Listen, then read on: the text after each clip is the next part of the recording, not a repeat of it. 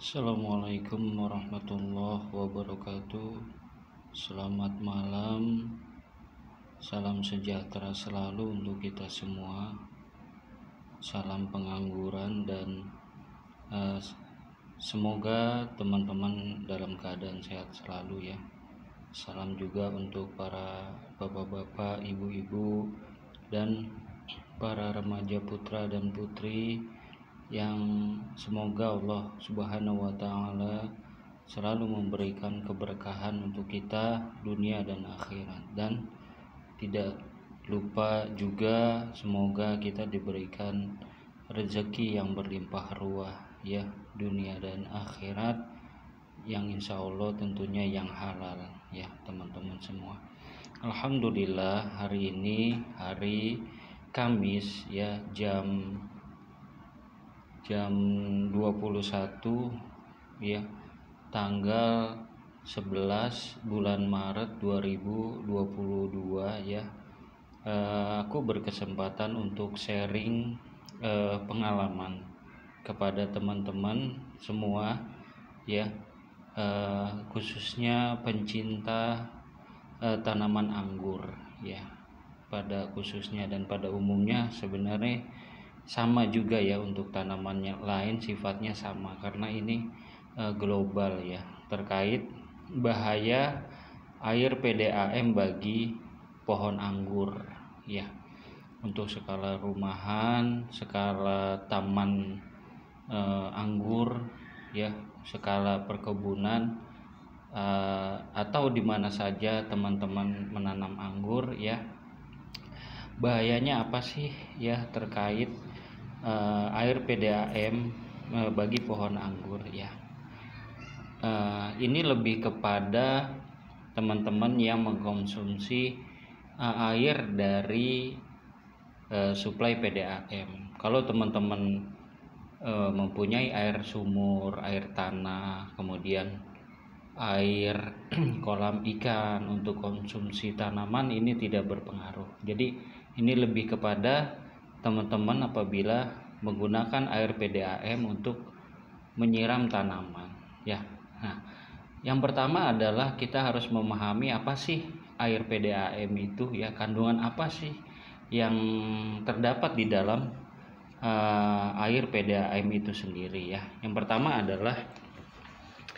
pertama adalah kaporit atau klorin, adalah bahan kimia yang digunakan PDAM untuk menjernihkan air dan sebagai desinfektan untuk mematikan bakteri penyebab penyakit bagi manusia. Jadi bagus untuk manusia nih air PDAM ini, terutama gangguan saluran pencernaan dan sumber penyakit seperti bakteri E. coli atau Giardia. Nah, bakteri E. coli ini adalah penyakit yang didominasi kepada manusia itu lebih kepada penyakit perut ya, seperti amuba.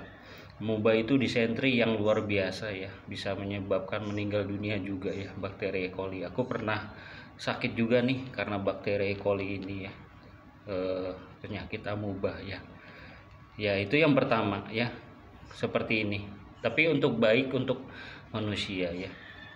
Kemudian yang kedua adalah klorin dapat membunuh mikroorganisme di dalam media tanam anggur ya, cacing, ular kaki seribu dan makhluk hidup kecil lainnya. Nah, ini. Jadi klorin dapat membunuh mikroorganisme yang ada di dalam media tanam anggur ya, cacing, makhluk hidup kecil lainnya, dan berbagai macam kayak keong-keong kecil dan macam-macam ya. Kemudian yang ketiga adalah bila teman-teman melakukan pemupukan dengan metode organik ya, rata-rata organik ya kita ya, berupa POC, JPT bawang merah, kohe kambing, kohe kelelawar dan lain-lain, semua organik ya, maka akan mati oleh klorin dan kaporit ini teman-teman, mati dia. Jadi klorin ini adalah membunuh mikroorganisme yang ada di media tanam gitu ya. Nah, ini aku kasih catatan penting nih. Bahaya tingkat tinggi ya, bahwa tujuan media dan pemupukan secara organik itu untuk mengembalikan kondisi biologi tanah ya, akan sulit tercapai jika mikrobanya mati gitu. Jadi berdasarkan pengalaman aku Ya, awal-awal aku tidak memahami bahwa klorin itu cenderung bikin keras, padahal media tanam anggur itu kan empuk ya, empuk banget. Dicolok itu empuk banget, tapi dia jadi bikin keras ya, karena mikroorganisme dan bakteri-bakteri yang baik untuk media tanam itu pada mati gitu ya. Nah, tiga item ini adalah partikel yang ada di dalam klorin ya, penyebab utama yang berbahaya untuk media tanam anggur kita ya. Kemudian berlanjut kepada ada 4 cara ya menetralkan kaporit dan klorin di dalam PDAM ya. Aku agak cepat aja teman-teman ya, supaya tidak seperti video yang lalu berhenti di tengah jalan, atau aku belum salam, belum pamit, tapi videonya udah mati ya. Yang pertama adalah cara menetralkan kaporit atau klorin di dalam air PDAM sebelum kita semprot untuk tanaman anggur kita ya. Yang pertama, diendapkan selama 1 kali 24 jam sebelum digunakan. Jadi teman-teman bisa endapin dulu tuh 1 kali 24 jam. Kemudian yang kedua ya, menggunakan aerator atau mesin penghasil gelembung udara dengan melakukan aerasi selama 1 sampai dengan 3 jam. Nah, aerator itu apaan sih? Aerator itu dapat meningkatkan kadar oksigen di dalam air sehingga sangat bermanfaat untuk media tanam anggur. Ya. Gitu. Aerator tuh biasa yang dipakai untuk menghasilkan oksigen yang ada di dalam akuarium, teman-teman. Jadi itu teman-teman bisa lihat di salah satu konten video aku ya, yang terkait judulnya itu pilihan air untuk menyiram pohon anggur. Nah, itu ada di situ, ada aerator, ada gelembung udara di ember. Nah, air di ember itulah yang aku pakai untuk menyiram tanaman di depan rumah aku ya, gitu. Nah, kemudian yang ketiga ya, kan ada 4 cara. Nah, cara yang ketiga adalah menggunakan obat anti klorin ya, bisa dibeli di toko ikan hias, harganya 5 sampai dengan 10.000 rupiah. Nah, rupiah ini nih, aku merahin rupiah. 5 sampai 10.000 rupiah, bukan 5 sampai 10.000 dolar, bukan. Apalagi 5 sampai 10.000 rupiah, jadi lebih murah dari rupiah. Kalau rupiah lebih murah. Nah, 5 sampai 10.000 rupiah ya. Ada yang berupa cairan atau berupa kristal gitu ya. Nah, ada 3 cara ini. Nah, cara yang keempat adalah menggunakan daun ketapang kering ya. Teman-teman suka ketemu daun ketapang tuh yang suka berserakan di jalanan ya, agak-agak lebar, itu bisa dipakai. Kemudian direndam, dan karena sifat asam di dalam daun dapat menetralkan basa di dalam air gitu. Nah, 1, 2, 3, 4. Nah, aku menggunakan ini teman-teman, nomor 2 dan nomor 1.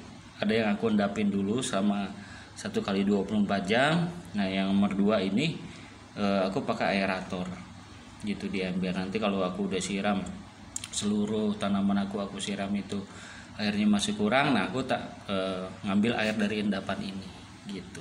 Insya Allah bagus. Nah, ada satu catatan yang penting dan bermanfaat banget ya.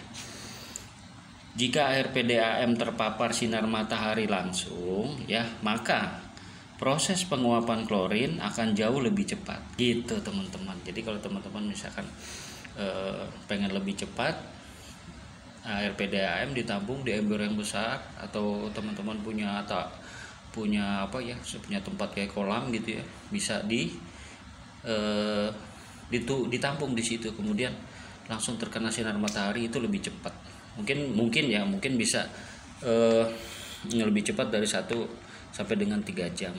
Nah, ini ada sedikit tambahan dari aku ya, bahwa mengukur klorin di dalam PDAM itu nggak bisa pakai TDS meter. Aku nggak bawa TDS meter ya teman-teman, itu nggak bisa, nggak kebaca. Jadi awal aku pernah ngecek sebelum aku PDAM itu aku isi ya penuh, kemudian aku cek di TDS meter, aku catat berapa ppm dia. Nah, aku kasih aerator, aku diamkan selama 1 kali 24 jam dan nilainya sama akhirnya tetap nilainya sama. Jadi kadar klorinnya menguap itu atau tidak itu tidak bisa terbaca di TDS meter, kecuali hanya bisa dicek di laboratorium gitu ya teman-teman. Kiranya cukup ya teman-teman, supaya durasi videonya juga tidak terlalu lama dan tidak berhenti tengah jalan. Sebelum aku pamit kepada teman-teman semua, mudah-mudahan dapat dipahami ya teman-teman. Ada tiga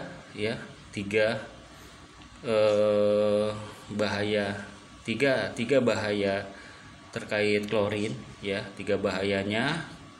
Ada 4 ini bahaya tingkat tinggi, dan kemudian ada 4 cara menetralkan kaporit di dalam air PDAM gitu ya. Mudah-mudahan bermanfaat.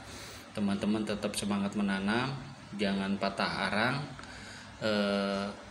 tetap hijaukan bumi, sedekah oksigen untuk seluruh makhluk hidup, dan harapannya menjadi amal jariah kita di akhirat ya. Tetap selalu menjaga persatuan dan kesatuan Indonesia ya teman-teman. Tetap semangat. Assalamualaikum warahmatullahi wabarakatuh.